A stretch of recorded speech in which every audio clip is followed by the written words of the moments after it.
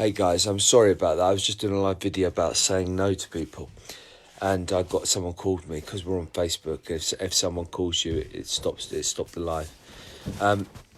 Yeah, saying no. Yeah, it's not always good to say yes, and I've always said yes to people. I've said yes to people to. Hello, Barry James. I'm gonna bring my mate on. How do I bring you on, Prash? I like to say yes because you don't want to upset people, but then you're not serving yourself. And some of the most successful people, they say no. They know how to say no. How do I get you on, mate? There we go. Yes, we're doing a Barry Collins, Barry Firewalking Collins. I apologise, guys, because we're on here. If someone tries and calls me, it deleted the message, and it's so. But all I was saying was, not going to go on long on this one, but it's an important thing. I'm so busy. I've never been busier in my life because I've said yes to too many things, and I also got to pace myself. And we've all got to pace ourselves because you're going to run out of steam. I'm sort of bunged up now because I'm getting up at like 5 o'clock in the morning and I'm going to bed late. And I'm training twice a day. I did pantomimes. I'm doing court cases. I'm striving to do my three new businesses. While right now we're doing this. I actually enjoy this though. I mean, I've said yes to Prash tonight to do this video. I haven't done as many of these videos with Prash recently, as much as we want to do it because I actually enjoy this, but I've needed time to go and chill out and just do nothing. And I've said no. And I didn't actually feel bad. I went to the cinema twice last week. That's one of my most lovely things I like to do.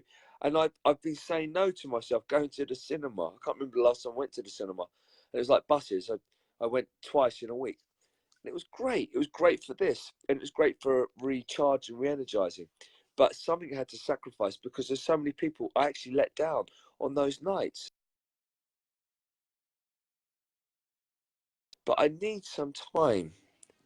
I need some time to myself. I've lost you, Prash. I'm going to bring you back, mate. We're not doing too well tonight, are we? On this ad. Add you. Bring Prash on camera. So, who here, tell me, says yes too many times? When you think, shouldn't have said yes to that, and you end up doing something, your heart's not in it, but you do it because you want to help out. What have we got going on? Let's have a look. Nobody's saying anything. Dawn's Spooner, hello. Andrew Bunday. What do we know? And you're back. Yeah. It was your turn to be funny that time. Modern technology. Yeah. So what do you think about saying yes to people? You're quite good. I often ask you to do stuff, and you do have your allotted time you have to spend with your missus. You don't have to. You want to. I mean, we do something sometimes, though. I mean, I do things with my missus. Or let's take the missus, for example. There's things we don't want to do with the missus. I don't want to go shopping. And do certain other activities, go and see that person, and you do that. You do it because it's part of our duty. Right. Should we say yes or should we say no? So let's talk about a couple of terms that I think are important to have a really good grasp of when we're learning to do this. And I'm not going to do a whole coaching one-on-one here for everyone, although it's obviously coaching and consulting is my passion for those of you who know me, obviously. But what I want to share is practical tools. That's kind of what we do with urban spirituality, right? It's urban spirituality. We want to share practical tools. And so the first of those is boundary management. Let me ask you a question. What would you do if your neighbor finds a hole in your garden fence and decides to come over, bring over his kids and start playing a game of football? Now, if you're friendly with your neighbor, that's great. What if your neighbor's a stranger? What if you got some other neighbor that you don't get on with and they start coming into your garden and start playing games and having a barbecue? You're not going to like it because you had a weak boundary. They were able to come in. You didn't have clear signs or signage to say, you're not allowed in here. And without turning Let me this stop into you there for a second. I want to stop you there for a second because I've had this. I remember two summers ago, I had a barbecue, and one of my friends brought his dogs, and they were snapping and it was real. I love dogs, but it was not the right place to Yeah. bring dogs. And Right. I didn't say anything. I let it. 1 second, Nicola, I'm doing it live. Your singing's lovely, but well, I'd love it if you didn't sing. Thank you. I'd love you, darling. Sorry about that. So these snappy little dogs, and I'm like, man, this isn't right. You shouldn't be bringing dogs. But I didn't say anything. Yeah. So let's talk about this. So boundary management is an integral part of learning to say no. So here's the thing. And I think some people have really, I mean, we got some really smart, can I just say, there are some really smart and switched on people on this live. Every time we go live on this page, the amount of smart and streetwise people who sign in and tune in to watch this is so joyful. Absolutely. It's so admirable Love it. to know that people are actually already switched on and involved. And it means that there are people out there who give a damn about evolving themselves and others. I just want to really quickly take a moment to acknowledge the fans of Alex, our mantra therapy, urban spirituality, and carbon fans, everyone else who comes and joins these lives that we do. I just want to take a moment to acknowledge the fact that you guys are switched on. You're making good decisions. You may all be like us, works in progress, right? We're all works of art with mistakes and flaws and dips and tricks, but we're all learning, we're growing, and that's the beauty of this. So let's just talk about this for a second. Boundary management. You wouldn't let somebody come in and have a barbecue in your house without your permission. And yet when people say, hey, Alex, can you come and give us a hand over here this Saturday? I've got to move house. And it's like an old friend of yours who did you a big favor. And so, of course, you feel obligated. Then you got somebody else saying, Alex, can you teach me some of your BJJ moves that you did over here? You're so good. And you feel you want to do that, not because they owe you anything, but you owe them anything, but because they're young and they're up and coming and you just feel for them. Yeah. Then you got Nick saying, hey, we got to go to Mum's next Sunday. And there's this thing. Suddenly you got 3, 4, 5 demands on your time. And as somebody has rightly pointed out here, you spread yourself too thin. So I think it comes back to several factors. One is boundary management, knowing where and who you let people draw the line, where to draw the line and when and how much to draw the line. See, you may have a family member and you may choose to draw a certain line with them, and you'll be flexible on that line depending on the relationship you have with them and how needy and how dependent they are on you. But there are other times where you might realize that there's something else that's more pressing. So boundary management and prioritization have to come up before we open our mouth and say yes. So how do you decide? You have to do you prioritize which is the most important to you, or to the world, or to it depends on your values, I guess. But I mean, like, so and so's dying of such horrible thing. I really should that must take priority. But then equally, if I don't provide for my child, then they're not going to be able to ever go to school or whatever. I'm using this as a scenario. So you're thinking you need to spend time to help someone who's dying, you're never going to see again. But equally, you need to spend time to provide for your future and the future of your family. So how do you prioritize on two such pressing issues, which incidentally I know a lot about? Yeah, so I think and thank you. Coaching one-on-one. We got to go back and look at our values. I think that's an important thing, but you can't always rely on your values when you're in the middle of something and somebody's passed away or some serious things happen, right? So, even more practically, and although everything should be based on our values, how we say no, I think in practice, the quick message that we want to convey, I think in this live here, is you got to do what I call PCI. PCI, that means you've got to look at the person, you've got to look at the circumstance, and you've got to look at your inside. And by inside, I mean two things, this and this. You got to listen to your head and your heart. And so these three come into play. You look at the person that's making that ask of you, saying, I need this hand. Who is the person who's doing it? Is it a stranger? Is it somebody you know? Is it somebody you've got a long relationship with? Who is it? So look at the person, assess the person who's asking you that thing or making that demand on you. Or forget making a demand. They might be inviting you somewhere saying, Alex, there's this amazing party. We'd love you to come. You're going to have a great time. Come join. It may not be a demand. It might just be an invite. But look at the person who's giving you that invite. Secondly, look at the circumstances. Look, exactly as you said, what are your circumstances, first of all? Like financially, time-wise, situation-wise, are you capable of saying yes? Number one. Part two, look at their circumstances. Are they in a desperate situation? It's a life or death situation. Their health, their emotional, physical health or well-being is at risk. And then the first one, the person who it is, you care enough about them. If those two are ticks, then you're more likely to say yes. And then the third thing is your eye. You listen to your heart and your intellect. Your intellect and your heart, and you listen to those two things, because your heart's going to give you that feeling, right? You want to go with that gut, right? If your heart says to you, no, of course I'm going to help this lady. We go back way, way back, or he's my brother in arms from the army. Of course I want to help him, and I'll sacrifice this wedding I got to go to here. And you listen to your intellect. The thing So is PCI, here, right? PCI. Right. So I have asked people I thought were close. We said there was an Indian term we spoke about last week where you got people who are Dosta and Mitra, yeah, mates and friends, close friends, right? So people who you think are close friends, but then when you really the shit hits the fan, they're not really there, and you can be disappointed. Now, but at some point that level can cross, can't it? If you don't, I like to live my life like I give as much as I can out. Possible to be as good to raise people vibrations, and what I give out will come back to me. Sure.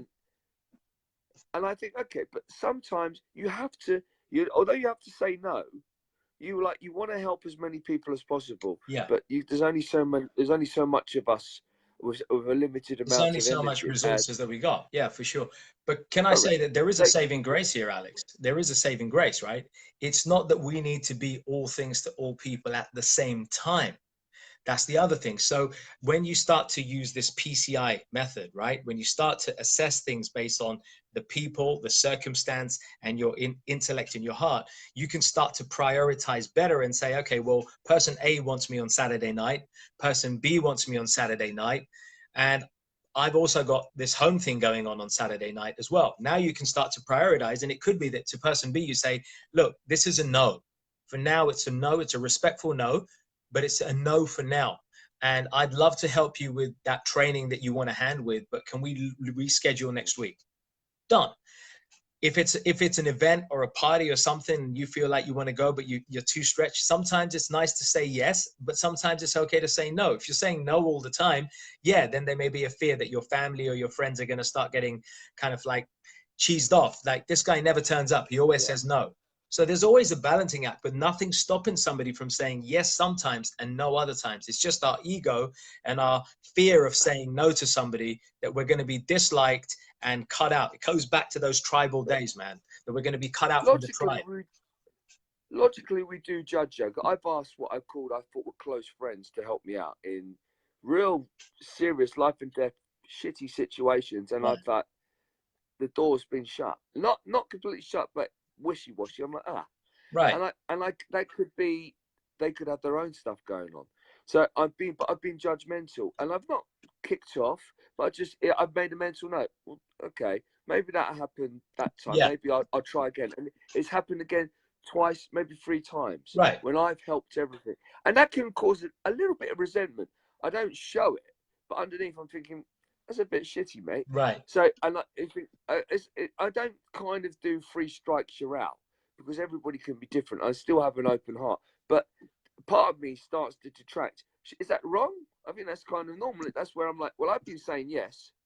Now I'm like, nah, it's time to. I can't keep giving and not getting anything back. But I mean, that's wrong, because I'm giving to receive. Yes, yeah, but look, I'm just going to be a bit controversial. I really am. Go on. I know that we're taught by culture, by religion, by just the law of goodness says just give freely and don't expect anything in return. But sometimes life in this day and age, in this society, doesn't afford us to do that. So I think you do need to be a little bit transactional. You do have to have some degree of self-worth. Let me give you a perfect example. How many How many of you guys listening to this right now have got a friend or a family member where you've given inordinate amounts of your time, your emotions, your resources, your finances to help them along a journey in their life, help them overcome a problem, help them overcome a lover, a situation, and you've given, and you've hardly gotten anything back. You hardly even got any thanks. And maybe you didn't want the thanks, right? Maybe you didn't want the thanks. You didn't want the validation. But when you were stuck in a difficult time, that person, that friend, that family member hardly showed up or never showed up. How many of you have experienced that? I know I have. Alex, you know you have, right? Multiple times we've had it.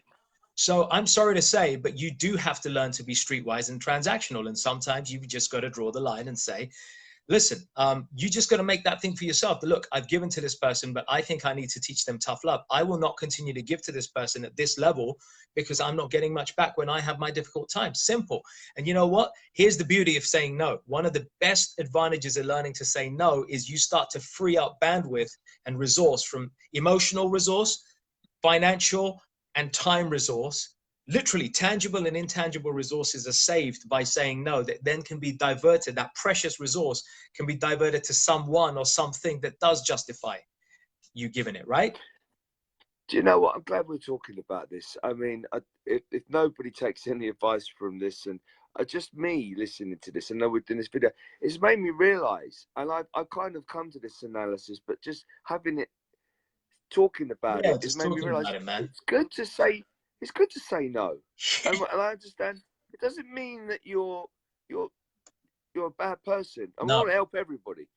I feel like a good person inside, but unfortunately there's people I'm going to have to be disappointed because I'm going to have to say no, because I simply can't be in all these different places at the same time.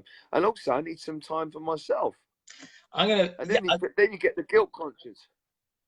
I should be doing more. Why am I relaxing?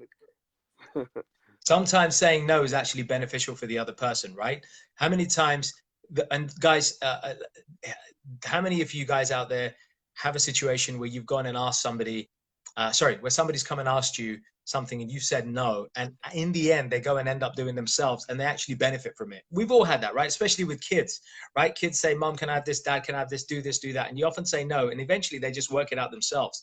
So you're actually, by saying no, you're giving somebody else the permission to look inside their own selves and solve a problem that they've got or deal with it. Now, or go somewhere else and go and look for it. In other words, saying no sometimes helps the resourcefulness of the person you're saying no to. I'll give you another example. I remember back in the day where I dated a few girls, and when it came to the question of getting physical and deeply intimate, I refused to go all the way. I refused to go all the way. And these girls were virgins, a couple of the ones that I have in mind. And I said, no, I'm not going to do that. I mean, they were in their late 20s, right? And early 30s, the other one.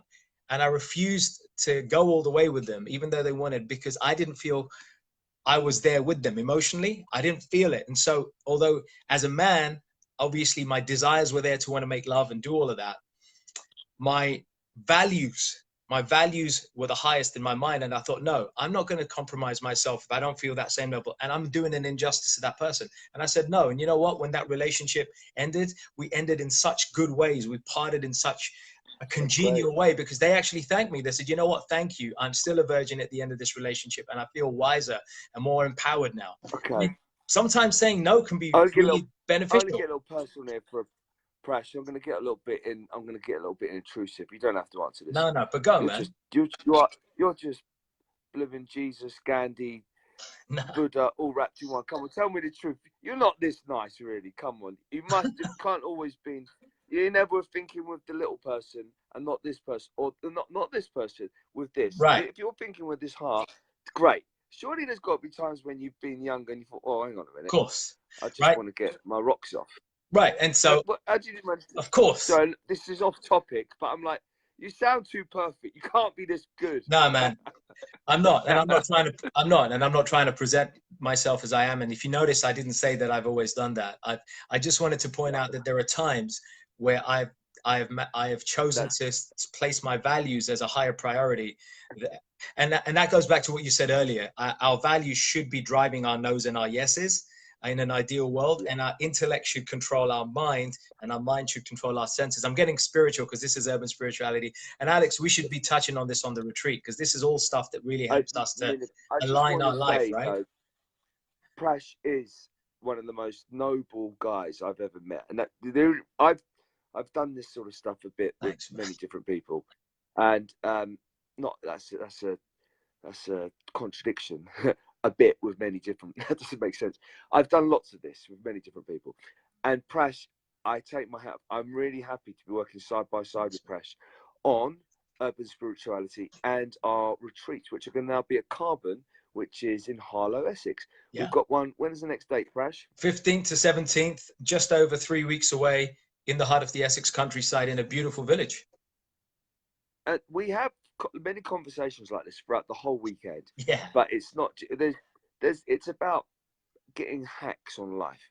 If you're wondering what life's all about, we've got basically first aid of the body, mind, and spirit. I love it. And obviously, I'm a fitness guy, but I'm not about being a super ninja killer anymore. It's about using this fitness to thrive in life. We need to use our bodies. If we don't use our bodies, and we're going to teach you how. If we don't use our bodies, they corrode, they rust. So we're going to have martial arts, meditation, yoga, conscious breathing, conscious hiking, many workshops with different mind hacks on how to, when you're on the floor, how to get back up again, how to feel happier, how to love yourself, which is the most important thing, how to accept yourself. And that is such a powerful, freeing, powerful energy, which it's to this day, I'm still loving myself more and more every day. And listen, we're never going to avoid problems. I've got some issues as we're going on. I'm like, but I'm still happy in my heart. There's sadness, but there's more happiness. So we're going to teach you how to. This sounds very hippie, but when you start living like this daily, and just being immersed in people like me and Prash and other people, like-minded people, you can't help but start feeling better about yourself in your life. And it starts. It sounds like big sales talk, but it's the truth. You hang around people who you want to get better skills. Yeah, you want to hang around those. Be more productive. And can I just add there?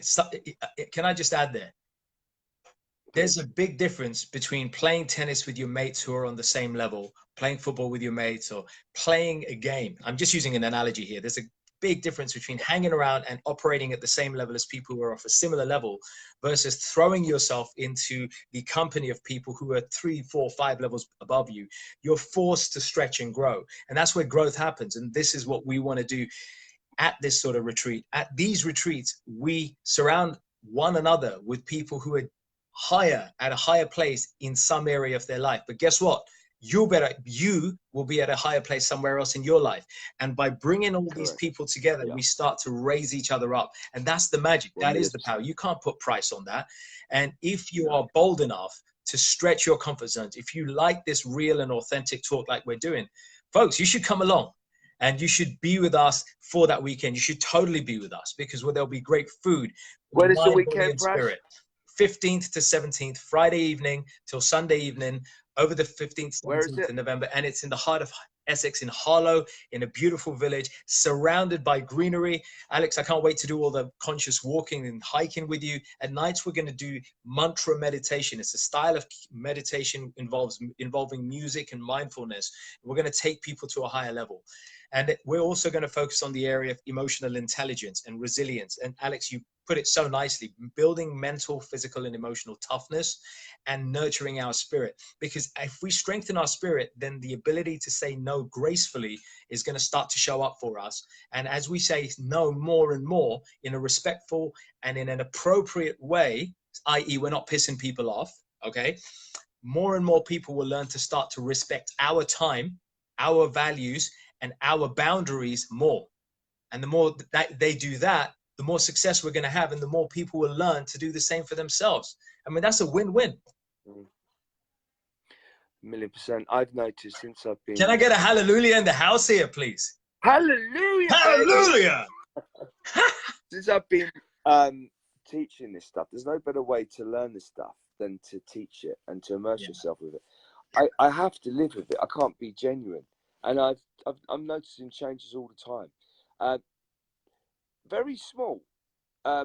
What I noticed on our last retreat, I was like, I took it for granted, of how we live, me and you, Prash. We have these sort of conversations, Totally. very deep Oh, come conversations. on. We don't really have light conversations, but our light conversations, that's how we roll. When I was seeing how the people who were on our retreat were taking on what we were saying, and they found it so revolutionary, I was like, wow, because I take it for granted. I was like, wow. I mean, that sounds like I'm really bigging myself up, and I am, because we're bloody brilliant. But they did. It's the truth of the matter. simple, They did. simple little things. It's not. I mean, a lot of the classes aren't even classes. We're just chatting like this now, and we'd be having lots of conversations. And there are classes, structured classes, and activities, and exercise, and even eating, breathing, how to breathe, how to eat, how to think, being conscious about why we're here, what we're doing. I mean, if you've asked those questions, I asked those questions as a little kid, and I'm still asking those questions. You're in the right place. So We definitely want to share just the more. hacks. I think we've said enough. Are we going to talk about prices and stuff? Well, look, guys, if you're interested, message me or message Prash even. What would you like to finish on, Prash? Because I think we've done a lot of talking. Yeah, absolutely. Thank you, Alex. What I want to finish on is just a reminder. If you stayed for this live or if you're watching it on the replay, just remember this concept of PCI. When you're deciding whether to say yes or no to something, become conscious, take a deep breath, be mindful, and before you say yes to anything, become PCI. Become conscious of the person who's asking that, your relationship and your connections with them, and who they are in your life versus who they aren't. Become aware of the circumstance, i.e. your circumstances, to be able to say yes to someone, and their circumstances as to how important it is for them. Is it life-threatening? Is it whatever it is? And then listen to your intellect, listen to your heart, and then combine these PCIs before you say yes to anything. And remember, you can always say no for now, and that no can be manifested to a yes later. Our problem is we think we've got to say yes to everything now. We don't. Learn to say no gracefully, and by saying no, two other benefits come out. You might actually teach somebody to fend for themselves, right? You're teaching a man to fish rather than feeding him the fish. They may increase their resourcefulness, and two, you get to learn to be respected more by people around you. And that's magic, man. So I just want to say, this is the kind of stuff we want to go for more. Alex, you said it so beautifully. We would love to have these kinds of people. Folks, you're the kind of people we would want. If you resonate with what we're saying, if you feel that we're speaking in a way that connects with you and that feels that you can benefit, then really make the effort to come. We will move heaven and earth to make this retreat possible for you. We've kept the price mark ridiculously accessible. Go check for yourself. Join us. Be with us for those 2 days. And if you can't come for the 2 days, give us a PM. We'll see what we can do. There are limited day spaces. We'd love to have you. Alex, thanks, man. It's been a joy. We should do this again and share this wisdom. People are benefiting. Folks, if you benefited, please leave some comments. Share your tips on where you're going to say no from now. Share us your ideas and inspiration so we can all benefit. That's it from me. Lots of love, guys. Peace out. See you Namaste, later, Alex. guys. God bless, man. Bye-bye. Namaste. Take care.